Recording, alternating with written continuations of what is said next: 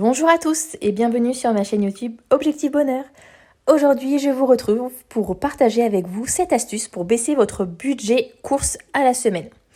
Avant ça, n'hésitez pas à vous abonner, mettre un petit cœur et bien sûr, commenter. Première astuce que je partage avec vous, ça va être de diminuer le nombre de rations de viande ou et poisson par semaine. En effet, une fois de la viande par semaine et une fois du poisson par semaine, ça suffit amplement à couvrir nos besoins. La preuve, les végétariens s'en sortent même sans manger ces quantités-là en compensant avec d'autres aliments. Et clairement, aujourd'hui, quand on voit le prix de la viande et du poisson, on se rend compte que c'est plus possible et qu'il faut faire quelque chose. On est obligé de passer par la diminution de notre consommation de viande pour pouvoir s'en sortir financièrement, clairement. Donc moi, ce que je fais, je vais piocher des idées justement dans des livres de cuisine végétarienne ou sur des sites internet. Bien sûr, les livres, je ne les achète pas, vous pouvez les emprunter à la bibliothèque de votre ville. Il y a vraiment tout un tas de ressources qu'on trouve à la bibliothèque de la ville. Donc voilà, je prends mon inspiration surtout dans les plats végétariens. Un exemple, le chili con carne, maintenant, au lieu de faire avec de la viande, je le fais sans viande. Donc ça s'appelle le chili sans carne, sin carne précisément. C'est super bon, franchement, on sent très peu la différence. Il suffit finalement de mettre, avec du riz, de la sauce tomate, du maïs, des haricots rouges et de l'assaisonnement. Clairement, voilà, après oignon, ail en fonction de ce que vous aimez. Mais clairement, voilà, vous avez un plat goûteux, complet, avec légumes et féculents. Et ça remplace très bien la viande.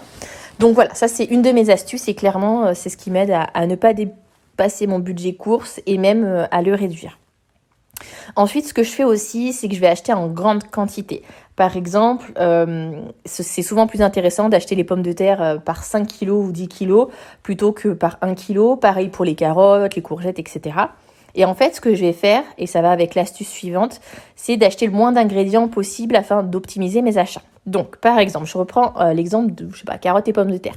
Par exemple, je vais me dire, si j'achète cette semaine carottes et pommes de terre, je vais pouvoir faire de la purée de pommes de terre, de la purée de carottes, je vais pouvoir faire des carottes râpées, je vais pouvoir faire des pommes de terre sautées, je vais pouvoir faire des frites, je vais pouvoir faire un gratin de dauphinois, je vais pouvoir faire des carottes Vichy, voilà.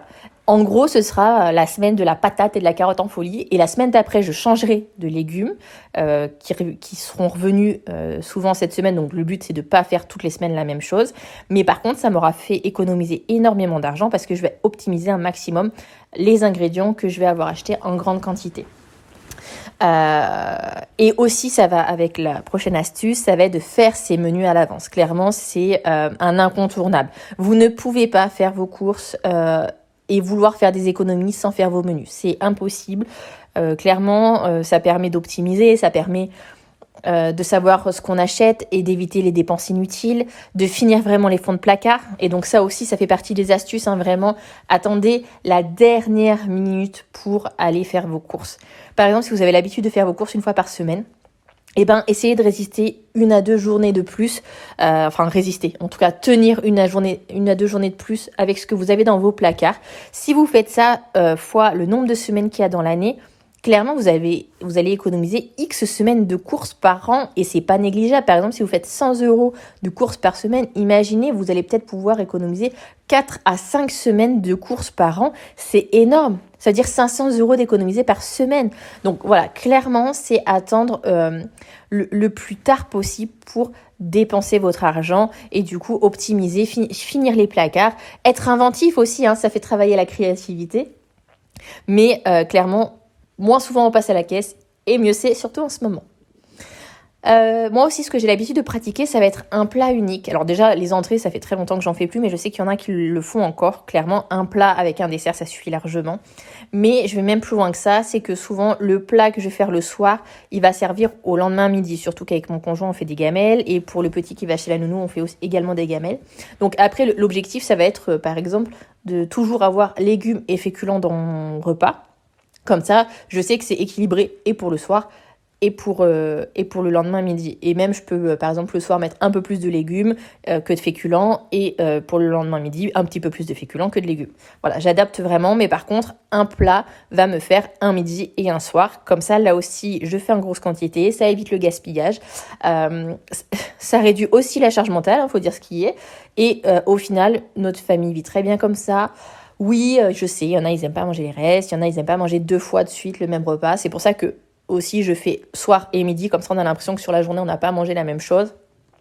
Mais clairement, ça fait faire des économies, il faut se rendre à l'évidence. Aujourd'hui, on est dans une situation où l'inflation est tellement pesante sur les ménages qu'il faut aussi faire des choix et aller au plus simple. Donc n'hésitez pas à utiliser cette astuce.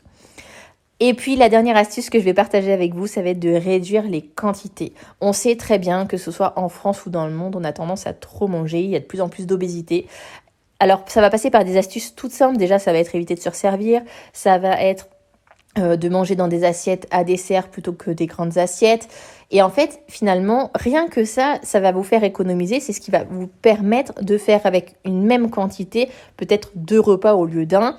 Ça va vous permettre aussi d'être en meilleure santé, parce que le fait de ne pas se resservir et de manger juste en quantité, ça nous apprend aussi à être dans la mesure. Faut manger à notre faim, ça c'est clair, c'est hors de question de se priver. Mais par contre, apprendre à consommer juste en pleine conscience, ça c'est très important parce que clairement, on n'a plus le budget de se gaver comme des petits cochons, disons-le.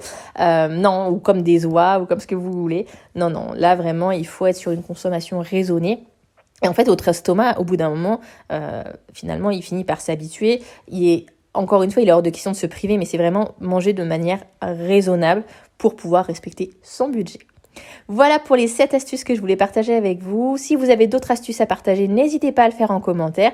Et moi, je vous dis à bientôt pour un prochain podcast. Bisous à tous!